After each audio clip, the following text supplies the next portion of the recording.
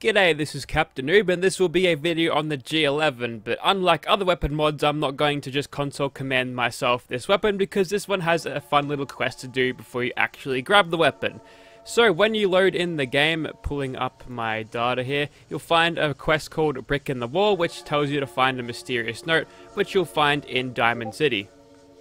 Anyways, once you're in Diamond Discord Notification City, all you need to do is go into this dugout in bar, and once you're inside you'll just find a note on the table, and this will basically tell you that there's some weird brick in the Old North Church that might be of interest, and then when you pick it up, all you need to do now is go to the Old North Church.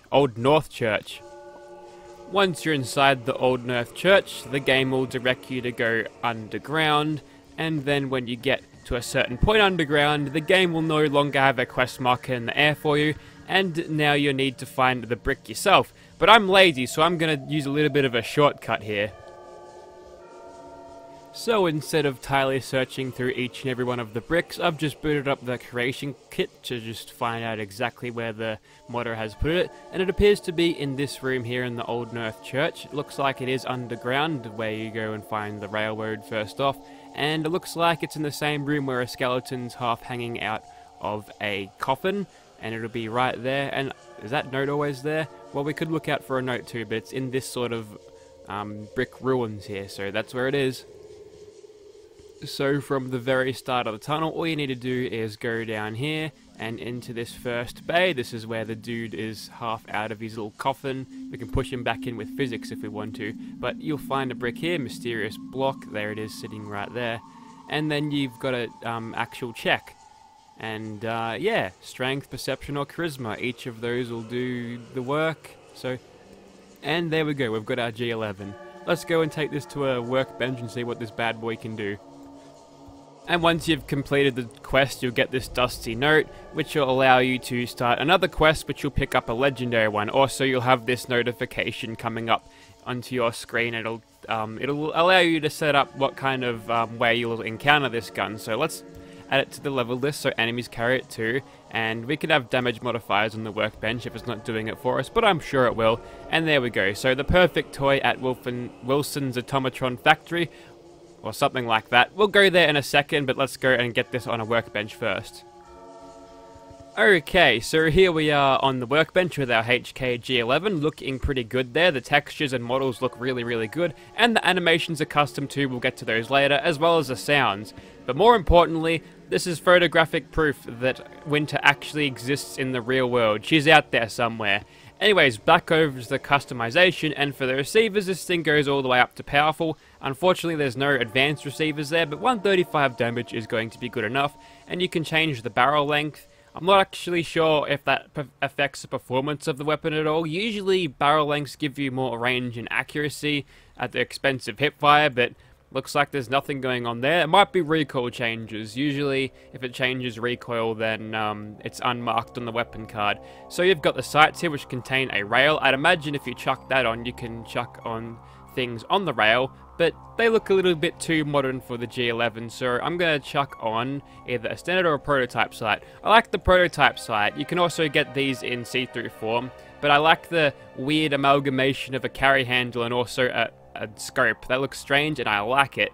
And for the muzzle, let's see if we can't put a suppressor on this thing. Yes, we can. A big boxy suppressor. Perfect. That'll increase our damage and stealth capabilities.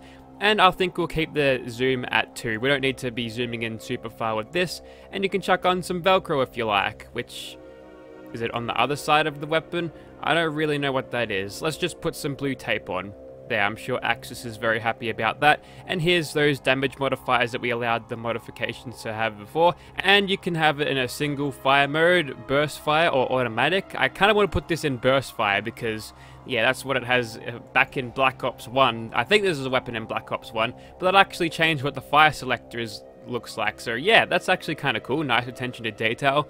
Oh, this wood camera looks sweet, but there's a bunch of other cameras if you feel like it too. Okay, you can't beat the wooden one. The wooden one looks awesome. And there's legendary effect if you need it. I'd imagine that the one that we're going to get from the Automatron Factory is going to be legendary, so we're going to use this one as is for now, and we'll change up that one that we get from that special toy quest or whatever it was. Alrighty, so here we are in Gunner's Plaza with our G11 in hands. Looks pretty good in first person. Aiming down the scope is just a basic crosshair, but I think that's an underused asset in Fallout 4, so good use of making some underused assets work well. And that's what it looks like in third person. Pretty good, animations line up well, but when you shoot this thing and reload it, that's when these animations really shine. So as you can tell, the magazine goes back. I'm wondering if they had reverse engineered that from the radium rifle. And also this mechanism on the back, is that the shell ejection mechanism? I don't really know if that should be moving at all, but it does. Maybe it does move. And then when you reload, you do that, and then you give that back thing a crank, and there you go, you're good to go again. Really cool reload animations. We'll see the first person variant of that in just a second when I do reload against these gunners. Ooh, okay, looks like the burst fire receiver gets the sniper bonuses. Alright, looks like the burst fire receiver is my go-to receiver then, because if you can get the same fire rate as you can get out of an automatic, maybe even better, and you still get the benefits of being able to knock people down, then, yeah, that's really, really good. So far, so good. This thing is destroying everything in Gunner's Plaza so far, and we've got excellent hip fire, so I don't even need to use this funky-ass scope. We're going to use it anyway. I think the next person who's aggroed to me is that turret up there. He'll soon get bored because there's no way he can hunt me down. And then we can go around the corner and shoot that person. I do like the duct tape Velcro thing. That actually looks kind of nice. Looks much better than what you'd look like wrapping duct tape around it. Ah, there's Captain Bridget. Let's take her out very quickly. We just two-bursted her with sneak attack criticals. Yeah, okay, this thing is just cleaning house right now. I haven't even been shot yet. I want to see if I can do this without being shot. I reckon I can. Well, I've been shot at, but they haven't got a shot to connect just yet. That burst fire is really fast too. I don't remember much about using this thing in Black Ops 2. Oh no, Black Ops, it was the first one, wasn't it? But yeah, that's where I remember it from. But I don't remember it having such a good rate of fire. But I do remember using it and thinking it's the coolest, funky looking gun ever. And it's nice that a weapon like this can be brought to life and... Oh, hello. Must not get shot. Oh, we've been shot. That's okay. Good thing we're not playing on one-hit wonder mode, otherwise we'd be dead. That's okay. It's just a flesh wound. Iris has got some sort of energy shields, so that's why she can take many bullets before dying. This thing is very, very accurate too. Even with its burst fire, if you spam the trigger on this, you'll get next to no deviation whatsoever. So, I don't know, it feels like this thing might be on the little bit overpowered side. Might need some balancing to revise this a little bit later. But all in all, I'm impressed with this weapon so far. Alright, time to take out the rest of the turrets. Also, the mag capacity, that's something I haven't talked about yet. Having 50 bullets in a magazine, that's really, really good too. You can fire for days with that. You get through it pretty quickly when you are firing this thing as fast as it can with its burst fire mode. But still, it's quite a lot of bullets you can put down range before you have to pause for that sort of long reload. Alrighty, so here we are outside of the good old Wilson Automatoys factory. Herein we'll find some muties, including just a basic super mutant, which we'll kill with one sneak attack critical. The rest of the bullets don't really matter. Same with that guy. I'm really hoping there's some super mutant warlords around here to actually use this weapon on, because otherwise it's going to be boring. That's an enforcer. There's a warlord. That wasn't a legendary warlord. He's now a legendary dead lord. A death lord. Hang on, we're not playing Skyrim. But yeah. Even against these tanky bastards who like have more than 1,000 hit points or something like that, we can take them out very, very easily. Also, do we need to find something again? I kind of missed that notification. Okay, looks like we're going back into the creation kit. Oh wait, never mind, it was just behind this. You'll need the ID card to actually get through there, but once you do, you'll find Jack in the Box, which has a paint on it, but doesn't appear to do any special legendary effects. I don't know. And if you want to find some legendaries, there's one where shiny white weapons are tested, Institute, a defense contractor that specializes in jet propulsion technology, would that be ArcJet, and then a place where you'd find medicine, your own little den. I don't know, like the Commonwealth crack den, I'm not sure. Now you might be wondering why this thing is called Jack in the Box, and we'll get to that shortly, but for starters, this one just has an automatic receiver, so it'll fire a little bit slower, but it also hasn't got a suppressor, so we'll actually be able to hear what this thing sounds like. It sounds really meaty for a 5mm weapon. Okay, observe the reload animation. Observe and absorb. You just swing it around and it makes a jack-in-the-box noise. That's clever, I like it. We'll just kill this Yao guy as he gives us infinite screen shake. I'm getting Operation Locker flashbacks with that. And there we go. After we've reloaded that, we're good to go once again. So we'll clear out these muties over here. We'll get nice and close to them. See what this thing performs like in VATS, because I've kind of put that on the back burner for this. So without any sneak attack criticals, and for an automatic rifle, this is actually doing pretty good in VATS. In terms of how much action points you actually use. You can speed up the reload animation by using it in VATS, and it also speed up the sound. That's cute, I like that. I'm gonna get him with a crit through there. And the Mysterious Stranger will finish him off. Thanks, bro. I couldn't have done it better myself.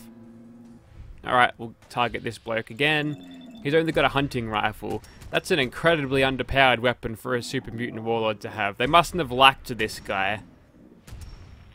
290 for each bullet with a crit. That's some good stuff. And we'll continue from here. Now, despite this being like a 3.4 times scope, at least in Battlefield games, stop that. This thing actually doesn't zoom in too far at all. Oh, yeah, this thing's recoil likes to push it around a little bit. You can nullify that a little bit if you burst fire, if you just micro burst or tap fire like you would do in... Oh, okay, there's a rate of fire exploit with this. If you can make it fire super fast if you just keep clicking. You can make it fire faster than it actually would fire with an automatic receiver if you've got a quick enough trigger finger, which is odd. Switching back over to my suppressed one. Yeah, okay, that's doing so much better than Jack in the Box. Probably because it is suppressed and I get all the benefits from that too. That's what the recoil animation looks like, because we didn't see that before because I was using a scope, so that's kind of interesting. I'd imagine that'd be a pain in the ass if you try to use this thing with a see-through scope. That's why I don't like see-through scopes. Usually the semi-auto animations push the gun up into the air where you can't see the target, especially if it's a combat rifle. That's why I don't actually use those mods. Call them immersive as you want, it's a lot easier to keep on track when your scope isn't bouncing around in front of you, obscuring your target. There we go. Switch back over to Jack in the Box after I empty this mag on Mr. Super Mutant here. I've got more than half my bullets left. There's only a skirmisher. Alright, you can die like that. Okay. Running over to this dude. He's only got a minigun. Yeah, right. That'll do nothing. If I could finish you off, that'd be good, though. I really like the sound of this weapon. It sounds really, really cool. There we go. Now we're just going to finish off Skirmisher. And then there's a doggo in here that we can kill. There we go. And now we're on to the main course, which is Gerald. I don't think we'll use this weapon against him. It'll take too long, and I might get killed, so I'm just going to switch over to... back to the suppressed one, and we'll fill him full of sneak attack crit infused lead with that. Doing pretty good so far. 233 damage. Very, very nice indeed. You get some VATS gameplay in here, hitting him for almost 600. Go for a critical. Yes, almost 750. That's some good damage. Won't last super long because he's going to detect us in a second. It doesn't help that our reload animation takes a while, but even then, we've got the big mag capacity to justify it being that long. You don't want it to be too overpowered, do you? And we're in danger because I forgot to take out that particular light. Before the whole thing comes down on me, I'll just go ahead and hit him with a VATS shot just so we can get VATS to defend ourselves with that. I don't know what's about lasers. I don't know what this is about lasers, but for some reason they're super seizure inducing. I don't know why. I'm shooting that guy in the leg and I'm not doing as well as I thought I would be. Probably because I'm a little bit at range right now. It's a Super Mutant Warlord. Tanky bastards. As tanky as they get. We've forced him out of cover at least, which means we can get more quick bursts on him. I like how the recoil sort of pulls off in this direction too. If I fire it really fast, it goes sort of up and then to the right. That's alright. So I think that is about it for the G11. This weapon was a ton of fun to use, and the attention to detail and the polish of this weapon is none like anything I've ever seen. Excellent work out of Axis, and I think Haru did a thing as well because there was a special sticker for that person. So, you know, I thought that person retired, but they're back, and good thing that they're back because they're making really good weapon mods yet again. That's very, very seizure-inducing, Mr. Super Mutant. Finish you off with Jack. There we go. So if you'd like to see this bad boy in your game, check out the description in the... Yeah, check out the links in the description. There shall be a link down there. For PC, definitely. I'm not really sure about consoles. There might be a port on this sometime, but hopefully there is. Don't want any console players missing out on this mad piece. Thank you for watching, guys.